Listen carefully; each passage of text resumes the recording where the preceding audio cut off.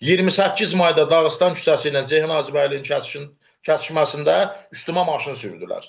Adını da belə qoydular ki, maşın xarabdır, ustadan gəlir. Naxçıvan sakini Emin Nəzərli 2019-cu ildə baş müfəttiş kimi çalışdığı Sədərək Gömrük Keçid Məntəqəsindəki işindən azad edilib. Daha əvvəl polis orqanlarında çalışmış Nəzərli deyir ki, işdən çıxarılmasına səbəb Naxçıvanın keçmiş Daxili İşlər Naziri Əhməd Əhmədova hərbi salam verməsi olub. Problemin mənbəyi buradan başladı ki, mən o zamanki sabiq Daxili İşlər Naziri Əhməd Əhmədov işdən çıxarılanda ki, mən az öncə qeyd elədim ki, sabiq polis nəfəri olmuşam, Daxili İşlər Nazirliyində xidmət eləmişəm. Əhməd Əhmədovun ölkə daxilindən, yəni çıxarkən, ölkə ərazisindən çıxarkən hərəkatı zamanı baş verdi. Yəni mən avtonəqliyyat vasitəsilə yoxlama məqsədi üçün yaxınlaşanda sabiq nazir avtonəqliyyat vasitəsindən düşdü və məndən görüşdü. Çünki mən sabiq polis nəfəri olmuşam, tanıyırdı məni. Mənsə buna o zaman hərbi rütbəsi alınmamışdı. Yəni dövlət tərəfindən hərbi rütbəsi, bunun polis generallığı rütbəsi alınmamışdı deyənə, xidməti mədəniyyət olaraq mən buna hərbi salam verdim. Məni isə Əhməd müəllimin ən yaxın qohumu kimi qələmə verdilər, ən yaxın adamı kimi qələmə verdilər və bunu Muxtar Respublikanın Əhməd Əhmədovdan sonraki digər Daxili İşlər Naziri Fazil Ələkbərova, yəni Ali Məclis sədrinin qudası, Vasif Talıbovun qudası, Fazil Ələkbərova bunu belə məruz elədilər ki, güya ki mən Muxtar Respublikanın Daxili İşlər Naziri Əhməd Əhmədovun ölkə hüdudlarından hərəkətini mən təşkil eləmişəm. Halbuki mənim orada elə bir xidməti funksiyam olmuyor. Yəni bunu bu adı qoydular, məni bunun ən yaxın adamı kimi qələmə verdilər və gətirdilər. Ondan sonra üstündən hardasa bir aydan çox belə müddət keçmişdi. Bunu mən izahatlarda da göstərmişəm. Gəldilər, yoxladığım maşına odlu silah qoydular. Ki, əgər buna həqiqətən də odlu silah demək olardısa, əslində odlu silah idi. Amma bunun istintaqda, bunu mən Daxili İşlər Nazirinin istintaq təhqiqatında da demişəm, izahatlarda da demişəm ki, məni silahla şərlədilər və bu silahı istintaq orqanlarında Makarov kimi qeyd elədilər. Çünki ya Makarov tipli tapança keçib. Bəs mən yaxşı o vaxt silah buraxmışdımsa, niyə həbs olunmadım? Dırnaq arası əməliyyat da belə oldu ki, güya mən yoxladığım maşından silah çıxıb. Maşının sürücüsü kimdir? Dövlət Təhlükəsizlik Xidmətində məndən izahat alanın bacısının yoldaşı. Burada da deyirlər salam melekim. Sonra növbə rəisi yaxınlaşır mənə ki, Volkswagen markalı nəqliyyat vasitəsinə sən baxmısan. Dedim, mən baxmışam ki, necə bax şəhətə keçirmişsən ki, maşından silah çıxıb. Dedim, maşından silah çıxıbsa aktlaşdırılmalıdır. Orada mənim iştirakım təmin olunmalıdır. Hal şahidləri iştirak eləməlidir. Düzdür ya yox? Bəs ölkə ərazisinə idxalı məhdudlaşdırılmış hər hansısa bir əşya, qadağan olunmuş bir elektrotexniki vasitələr keçiriləndə bunu dərhal aktlaşdırılsınız. Düzdür? Və ölkə ərazisinə yoxladığım maşında silah keçibsə, bu niyə aktlaşdırılmalıdır? Aktlaşdırılmalıdır. İdarə rəisi hara baxırdı? Qaçaqmalçılığın rəisi hara baxırdı? Növbə rəisi hara baxırdı? Dövlət Sərhəd Xidmətinin əməkdaşları orada hara baxırdı? Bəs mən cinayətkarəm, silah keçirmişdim axı. Yaxşı, silah keçirmişdim, niyə həbs olunmadım?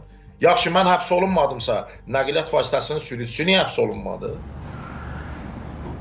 Emin Nəzərli iddia edir ki, başına gələnləri mediada işıqlandırdıqdan sonra onu təhdid ediblər.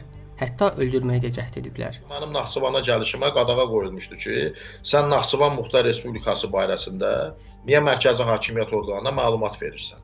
Yəni, niyə gedib Bakıya şikayət edirsən? Və bizim Naxçıvanda adımız belə qoyulmuşdu, Bakı cəsusu. Yəni, siz Naxçıvan Muxtar Respublikasının daxili məsələləri ilə bağlı mərkəzi hakimiyyət orqanlarını niyə məlumatlandırırsınız? Özdə baxın, Dövlət Təhlükəsizlik Xidmətindən götürürlər, zəng eləyirlər bizim evə, yoldaşım açır telefonu. Bunu mən nazirlərə də demişəm, prokurora da demişəm. Yoldaşım açır telefonu, yoldaşıma deyirlər Emin ürəyi narahatı ki, mən özümdən getmişəm orada, narahat olmuşam. İstəsəz gəlib bunu görə bilərsiniz.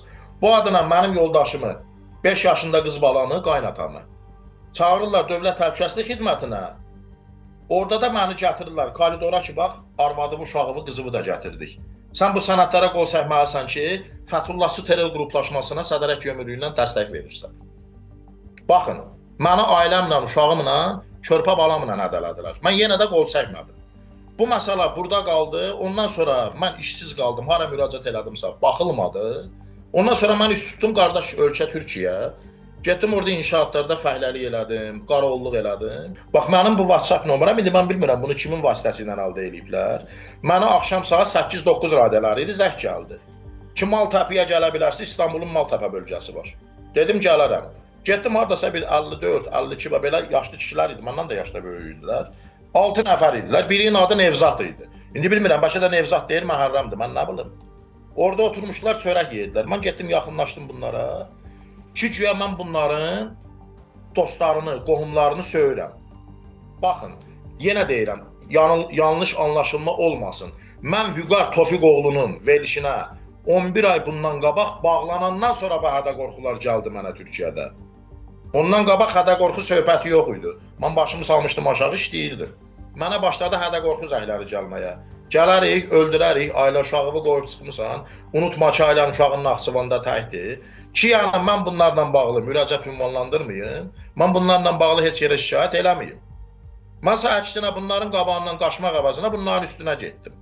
16 noyabr 2022-ci il tarixdə gecə saat 11-ə qalmış. Mən verilişdən çıxdım, Acun xanımın verilişindən. 28 mayda Dağıstan küçəsi ilə Ceyhun Hacıbəylinin kəsişməsində üstümə maşın sürdülər. Adını da belə qoydular ki, maşın xarabdı, ustadan gəlir. Bu da bilirsiniz nə deməkdir? Yəni maşının tormuzu xarabdı, ustadan gəlirəm. Çünki mən verilişdə danışdım, bunların tormuzu buraxdı. Halbuki bunların tormuzu 2016-cı ildən buraxmışdı. İşə bərpa olunmaq üçün məhkəmə qapılarını gəzdiyini deyən Emin Nəzərli səylərinin nəticəsiz qaldığını bildirir. Müraciət müddətini ötürdüyü üçün məhkəmə işi icraata götürməyib. Mənsə o dönəm gedib bunları şikayət eləmək kimi bir lüksum yox idi, bir imkanım yox idi. Çünki bilirsiniz ki, Vasif Talıbov 2022-ci ildə istefa ərizəsini yazdı. Mənsə işdən çıxarılmışdım 2019-da. İndi burada sual verərsiniz ki, bəs 2019-da işdən çıxarılmışdın, vaxtında niyə müraciət eləmədin? Bilirsiniz ki, mövcud vəziyyətlə əlaqədar olaraq koronavirus pandemiyası düşdü. Aviareyslərə məhdudiyyət qoyuldu, bir sıra strukturlarda idarə müəssisələrə məhdudiyyət qoyuldu, o cümlədən məhkəmələrə məhdudiyyət qoyuldu və bu proseslər bunun qarşısını istər-istəməz aldı. Mənsə bunu gəlib Naxçıvanda inzibati məhkəməyə müddətin bərpası ilə bağlı müraciət eləyəndə İndiki Köhnə Dövlət Gömrük Komitəsi, indiki Baş Gömrük İdarəsinin hüquqşünası gəldi inzibati məhkəməyə. Mən məhkəməyə verdim. Orada məhkəmədə mənə dedi ki, sənin işdən çıxarılmağı ilə bağlı Baş Gömrük İdarəsinin daxili təhlükəsizlik şöbəsində, yəni biz DTŞ deyirik o şöbəyə, müvafiq sənədlər və sübutlar var. Dedim, lap yaxşı. Mən apellyasiya şikayəti verəcəm ali məhkəməyə, gətirib təqdim eləyərsiniz. Ali məhkəməyə müraciət elədim, bilirsiniz ki, 10 gün müddət verirlər. Ali məhkəməyə müraciət elədim, Naxçıvan Muxtar Respublikası Ali Məhkəməsinin inzibati kollegiyasına. Bir tərəfli məhkəmə həyata keçirildi, cavabdeh gəlmədi. Cavabdeh gəlməsin, heç o məhkəmə protokola salınmadı. Bilirsiniz, Naxçıvan məhkəmələri sifarişli məhkəmələri idi. Çünki Naxçıvan Muxtar Respublikasında, Talıbov dönəmində Naxçıvan məhkəmələri bir prinsiplə işləyib. Həsən Ağanın oğluna 8 il, Məmməd Ağanın oğluna 9 il. Səsləndirilən iddialarla bağlı qarşı tərəfin mövqeyini işıqlandırmağa hazırıq.